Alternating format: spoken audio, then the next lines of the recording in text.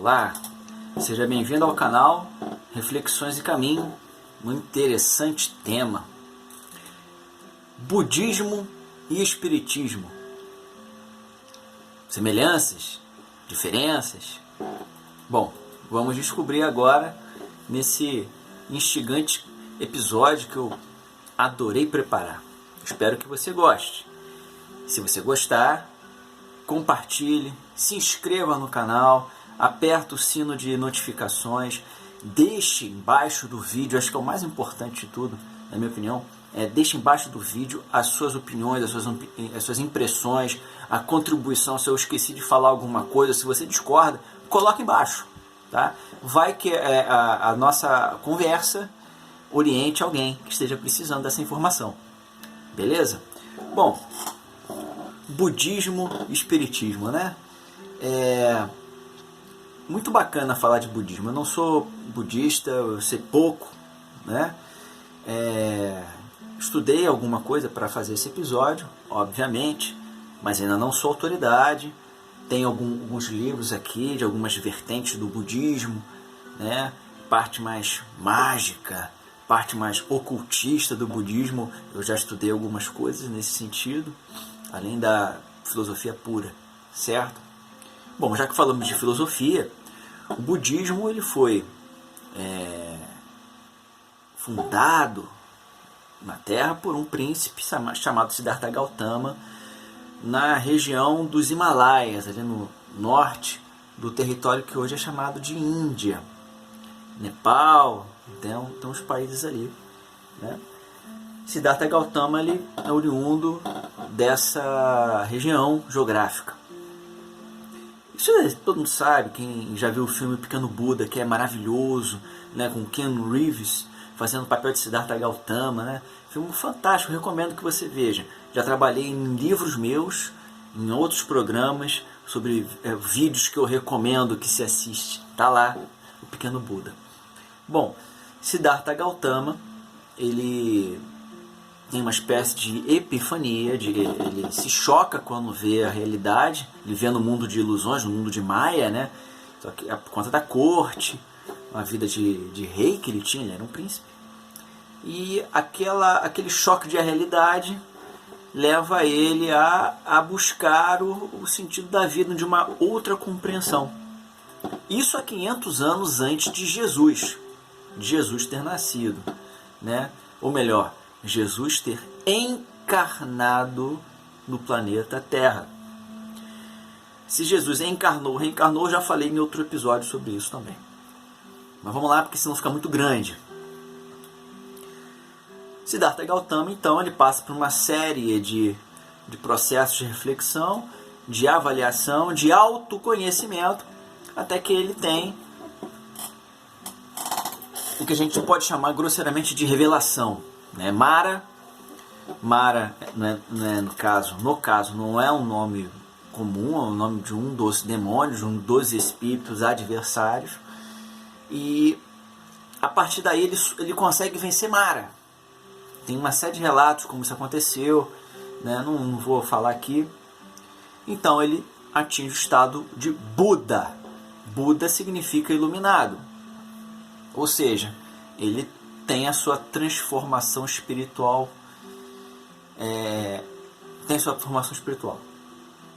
O interessante do budismo, pelo que eu pude apurar, é que ele é muito parecido com o espiritismo no seguinte preceito: as pessoas afirmam que budismo é religião. Muita gente fala que espiritismo é religião. O espiritismo é uma filosofia e ciência. Embora essa pessoa não queira dizer, minha religião é espírita, eu não vou brigar com ela, né? Nem vou. A religião dela é espírita.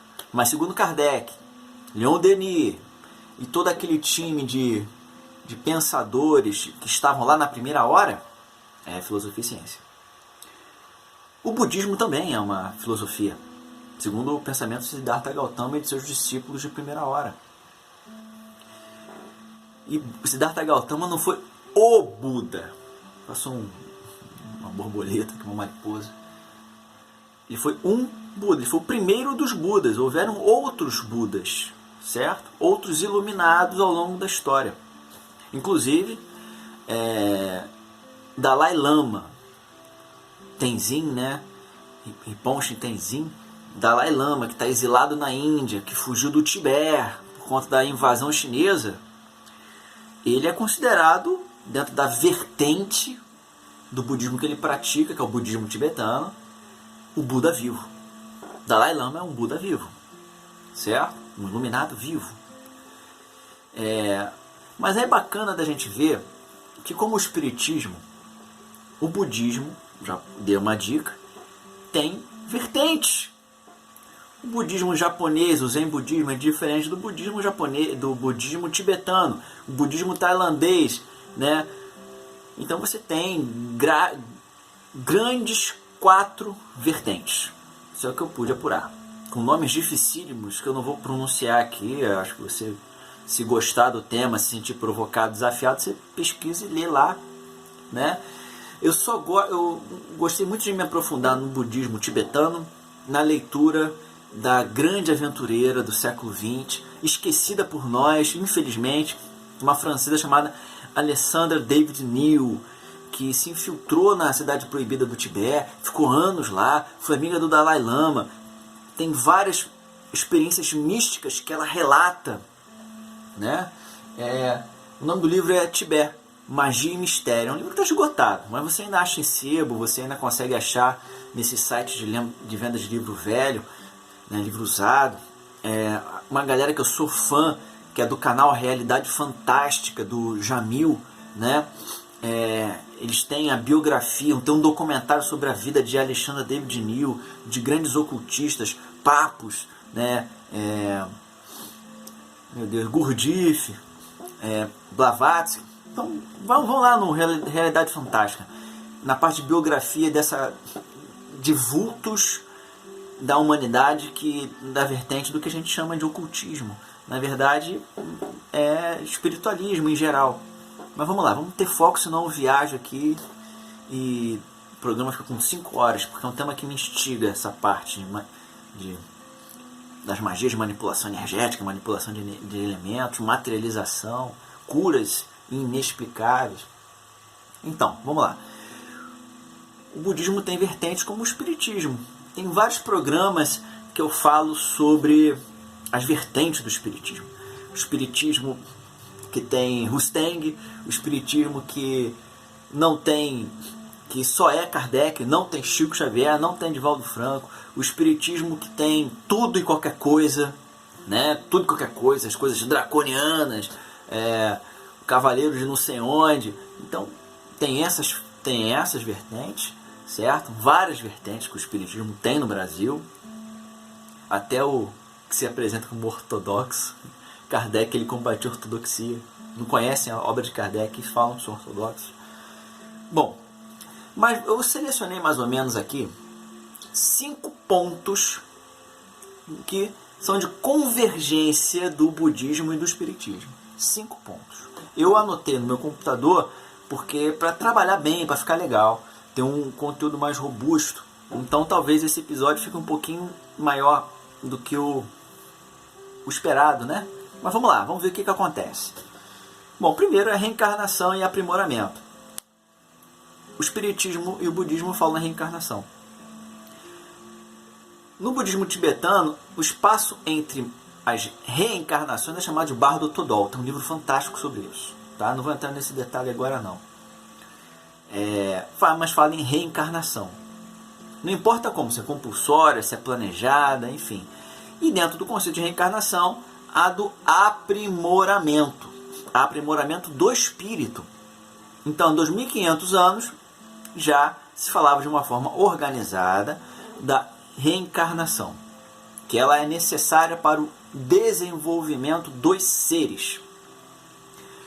Uma pequena diferença entre o budismo e o espiritismo falando de reencarnação.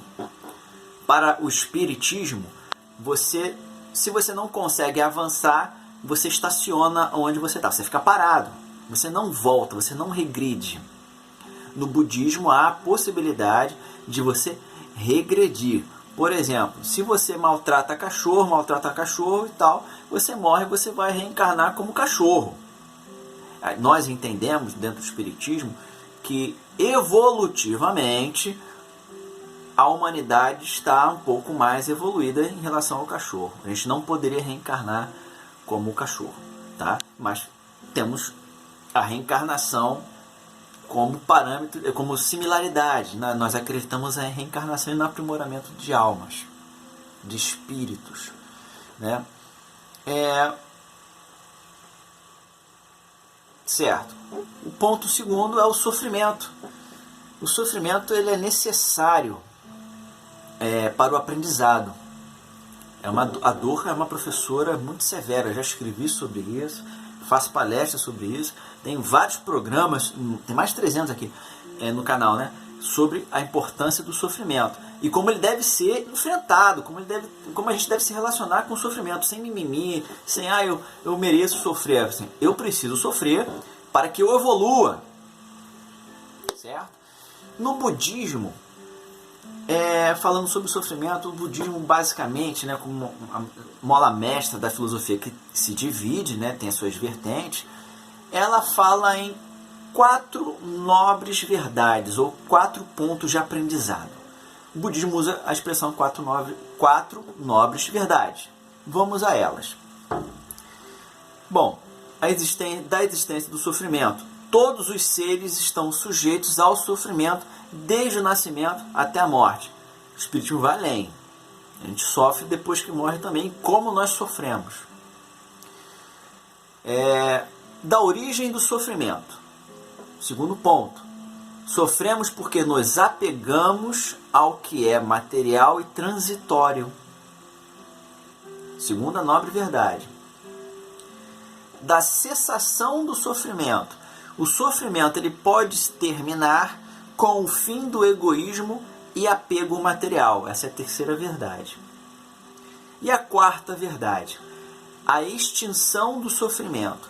As regras que farão o indivíduo mais sábio e evoluído. Da mesma forma que o budismo acredita ao sofrimento, apego aos bens materiais e transitórios, o espiritismo acredita o sofrimento, a ignorância da humanidade em compreender que são seres em evolução. O progresso espiritual, com o fim do egoísmo, né? E a percepção de que bens materiais são inúteis perante a realidade do espírito são a cura do sofrimento. Muito bacana sobre isso. O Evangelho segundo o Espiritismo ele vai tratar que o egoísmo e a vaidade são as grandes chagas da humanidade. Bacana, né? O Oriente e o Ocidente convergindo com a mesma preocupação em esclarecer a humanidade em relação ao sofrimento. Não conheço nenhum espírita na Ásia, né? O hemisfério mais populoso do mundo.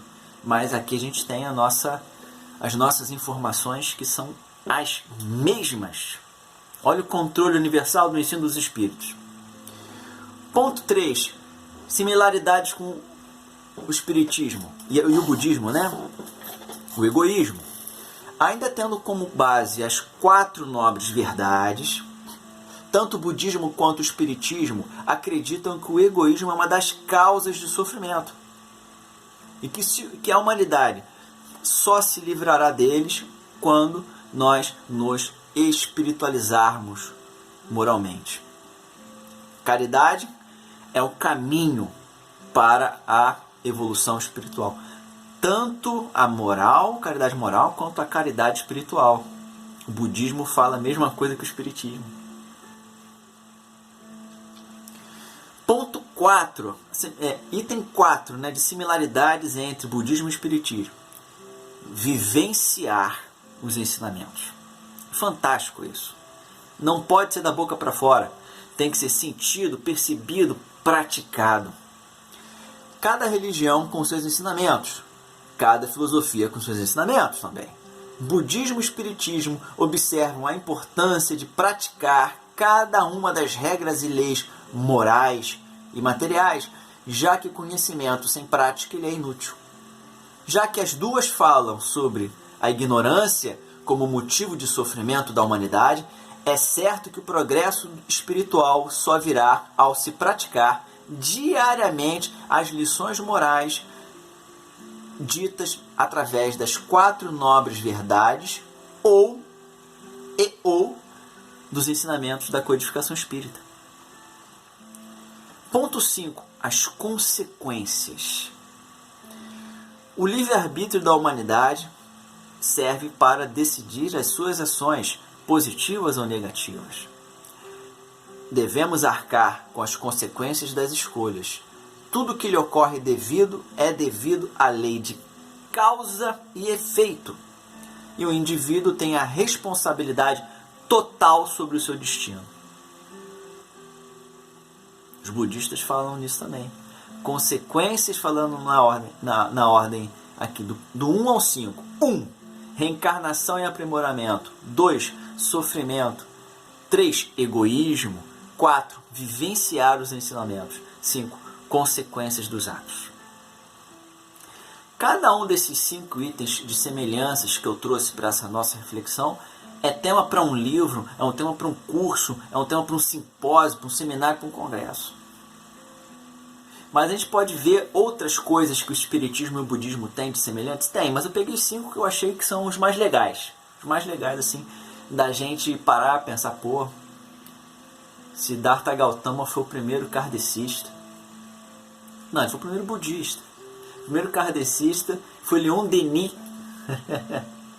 discípulo de Allan Kardec, certo? Num jogo, uma brincadeira com palavras, né? A gente sabe que a expressão espiritismo é mais correta e não kardecismo, embora a gente aceite, conviva com a expressão kardecismo, sabe que é carinho, né? Então é isso. O budismo e o espiritismo são filosofias extremamente similares. Tem alguns pontinhos de divergência, uma não anula a outra. Conheça o budismo, você que não conhece, nunca ouviu falar, procura ver sobre as vertentes.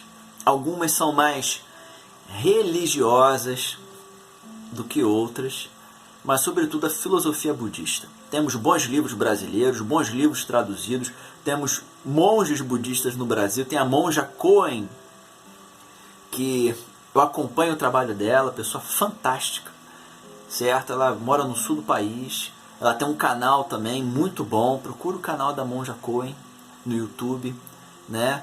A ver que o budismo ele é para cima, ele é progressista, ele é reflexivo, ele é politizador, te dá responsabilidade. Então é isso, espero que goste, compartilha, curta, deixa suas opiniões aí embaixo. Se você conhece a Alexandra David New, as obras dela, né, escreve para mim, eu já li isso, já li aquilo, né?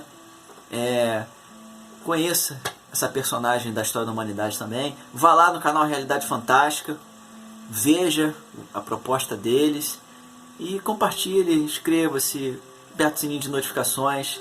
Até o próximo episódio, hein? Até lá!